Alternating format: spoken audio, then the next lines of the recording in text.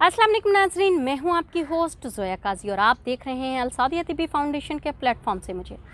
नाज़रीन, हमारी नफ्सियात के हवाले से जितने भी प्रोग्राम्स हैं उसको आपने देखा होगा। आज जो हम आपको मर्दों की नफ्सियात के बारे में बताने जा रहे हैं वो रिलेटेड है मियाँ बीवी के रिलेशन से। औरतें अपने शौहर से कब बदज़न होती हैं, या आप ये कह लें कि ख़ानदान में भाई जो है, बहन जो है वो भाई से, गर्लफ्रेंड अपने बॉयफ्रेंड से क्यों बदज़न होती हैं। उसकी कुछ वजूहात हैं। ये मोस्टली कबायली इलाकों में पाया जाता है, बहुत ही बैकवर्ड एरियाज़ में पाया जाता है, जैसे कि बहुत पसमानदा गांव हो गए, कुछ वडेरों की फैमिलियां हो गई, कुछ अमीर तरीन लोग, जिसे कह लें कि पठान फैमिली हो गई, जो हमारे पेशावर से, जो हमारे KPK से, बहुत ऐसे एरियाज़ जहाँ पे सिर्फ़ और सिर्फ मर्द की हुकूमत होती है। उस हुकूमत को देखते हुए मोस्टली औरतें बदज़न हो जाती हैं। बल्तिस्तान की एक लड़की थी जिसको साइकिलिंग का शौक़ था। वो ओलंपिक में हिस्सा लेना चाह रही थी। उस लड़की ने बहुत कोशिश की कि उसके घर वाले मान जाएं, लेकिन उसको ये कह के चुप करवा दिया गया कि मुझे ये बात दोबारा नहीं सुननी, हमारे ख़ानदान में ऐसा नहीं होता, लड़कियां ये नहीं करती। उसका नतीजा ये निकला, लड़की ने 1 साल तक कोशिश की अपने घर वालों को मनाने की, मार भी खाई, सब कुछ हुआ, लेकिन आखिर में उस लड़की ने घर से भाग जाना मुनासिब समझा और वो भाग कर अदर कंट्री में चली गई जहां उसे ओलंपिक में हिस्सा लेना था। साइकिलिंग सीखी, सब कुछ किया, उसने अपना नाम कंपटीशन में दे दिया और फिर उसने रेस विन करने के बाद अपना इंटरव्यू दिया कि मेरे घर से भागने की वजह सिर्फ़ और सिर्फ फजूल के, बेकार के रस्म व रवाज थे।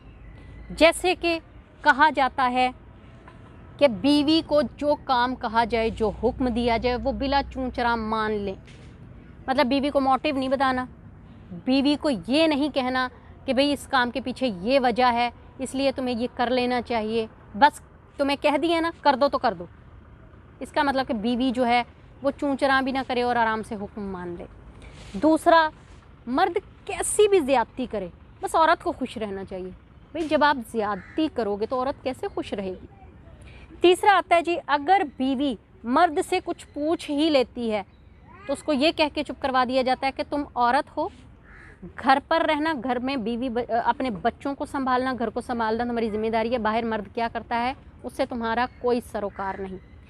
भाई जब एक बीवी का अपने शौहर की ज़िंदगी पर कोई हक नहीं है तो फिर उसको घर में क्यों रखा हुआ आपने? सिर्फ बच्चे पैदा करने के लिए, घर के कामकाज के लिए। बच्चे आप एडॉप्ट भी कर सकते हैं, कामकाज के लिए मुलाजमा ढूंढ लें, मुलाजिम ढूंढ लें, फिर बीवी क्यों चाहिए जब आप उनको बराबरी के हकूक़ नहीं दे सकते। अगर ऐसा कुछ होता तो हमारे नबी पाक सल्लल्लाहु अलैहि वसल्लम हमेशा अपनी बीवी हज़रत आयशा रज़ी अल्लाह ताला अन्हा से मशवरे ना करते। वो खाना पकाए, बच्चे पैदा करे, पाले पोसे, घर को संभाले, फिर भी बीवी की कोई वक़्त नहीं है मर्द के सामने। इसकी हंसी मर्द के लिए हो, इसका सजना संवरना अपने मर्द के लिए हो, इसका घर से बाहर जो जाना है वो जायज़ नहीं है। भाई जिनके शौहर मर जाते हैं, जिनको फैमिली में उनके ससुराल वाले धक्के दे के निकाल देते हैं, वो आगे की नहीं रहती, पीछे की नहीं रहती, उनमें हुनर, एबिलिटियाँ होने के बावजूद उनको तस्लीम नहीं किया जाता, वो औरतें कहाँ जाएं। उसके अलावा बीवी कुछ भी करने से पहले 10 बार मर्द से पूछे, चाहे वो जायज़ काम ही क्यों नहीं कर रही, कोई घर का संवारने वाला ही काम क्यों नहीं कर रही। हमारे एक नेबर में एक खातून रहती थी, वो जब भी घर के बर्तन, क्रॉकरी वगैरह ख़रीदती थी अपने पॉकेट मनी बचाने के बाद, उसके जो पैसे बचते थे उसके वो कोई क्रॉकरी ख़रीद ली, कोई बेडशीट ख़रीद ली, तो उसका शौहर उसको इसी बात पर पीटता था कि तुमने मेरी इजाज़त के बगैर ये चीज़ें क्यों ख़रीदी, और उसी वक्त सब कुछ तोड़ फोड़ देता था। अच्छा, उसने पूछना शुरू कर दिया कि जी ये मैं चीज़ बना लूँ, हाँ तुम्हारे पास पैसे हैं, लाओ दो इधर, मैं खुद ले आऊँगा। कोई ज़रूरत नहीं है ये चीज़ बनाने की, जैसे चल रहा है वैसे चलाओ। फिर जब उनके घर में कोई गेस्ट आ जाता था तो गेस्ट आने के बाद अपनी बीवी से कहता था कि जाओ फलां के घर से बर्तन मांग लाओ। ये सिर्फ़ और सिर्फ अपने मर्द होने की सेटिस्फेक्शन वो अपने माइंड में लिए घूमता था कि मैं मर्द हूँ, मेरा जो रोब है वो, मेरा राज है वो चलेगा। ऐसे सिचुएशन में औरतें अपने शौहरों से, अपने मर्दों से बदज़न हो जाती हैं। हमेशा औरत से अपनी बात मनवाने के लिए उन्हें दलील दें, उनकी इज़्ज़त करें, फिर आप अपनी बात उनके आगे रखें। ये औरत से बात मनवाने का, औरत से इज़्ज़त करवाने का बेहतरीन तरीका है। बहुत सारी ऐसी पठान फैमिलीज़ मैंने देखी हैं, ऐसी मैंने कबायली फैमिलीज़ देखी हैं जो कि अपनी बीवी को वो हर तरह की सहूलत देते हैं, अपनी बीवी को अपने बिज़नेस में बराबर की परसेंटेज देते हैं, अपने बिज़नेस में उनकी इन्वॉल्वमेंट लेते हैं।